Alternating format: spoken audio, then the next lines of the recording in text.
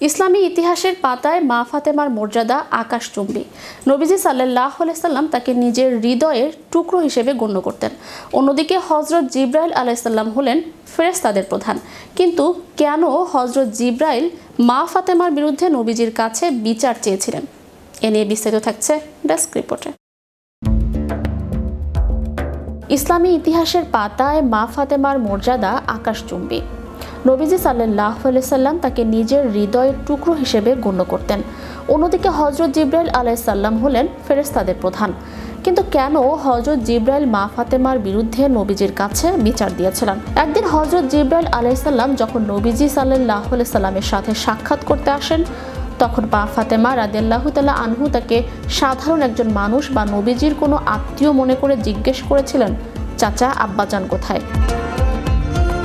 হযরত জিবরাইল আলাইহিস সালাম ছিলেন লক্ষ লক্ষ বছরের সৃষ্টি। তার কাছে মনে হয়েছিল এই ছোট বালিকা তাকে চাচা বলে সম্বোধন করে তার বয়সের তুলনায় ছোট করে ফেলেছেন।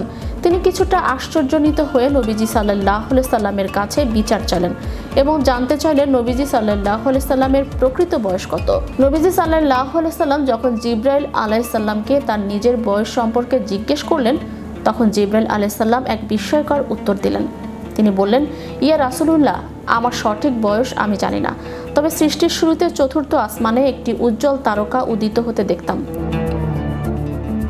সেই তারকাটি একবার উদিত হলে টানা ৭০,০০০ বছর জ্বলে থাকতো, আবার নিভে গেলে পরবর্তী ৭০,০০০ বছর আর দেখা যেত না।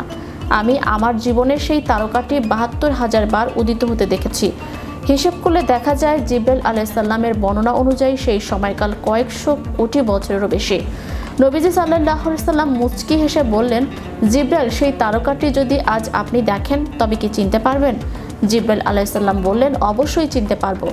তখন নবীজি সাল্লাল্লাহু আলাইহি সাল্লাম তার কাঁধ থেকে চাদর মোবারক সরিয়ে দিলেন। জিবরাইল আলাইহিস সালাম সেখানে নূরের সেই চমক দেখে হতবাক হয়ে গেলেন। তিনি দেখলেন চতুর্থ আসমানে তিনি যে তারকাটি দেখেছিলেন সেটি আর কেউ নয়, তা ছিল নূরে মুহাম্মাদি সাল্লাল্লাহু আলাইহি সাল্লাম। বিশ্ব সৃষ্টির অনেক আগেই আল্লাহ তাআলা নবীজি সাল্লাল্লাহু আলাইহি সাল্লামের নূর সৃষ্টি করেছিলেন।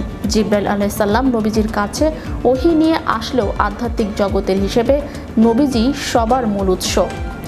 মা ফাতেমা রাদিয়াল্লাহু তাআলা আনহু এর এই সম্বোধন এবং নবীজির উত্তর আমাদের শেখায় যে নবীর পরিবার এবং নূরের মর্যাদা জগতের কোনো জাগতিক মাপকাঠিতে মাপা সম্ভব নয়। Channel Europe news desk.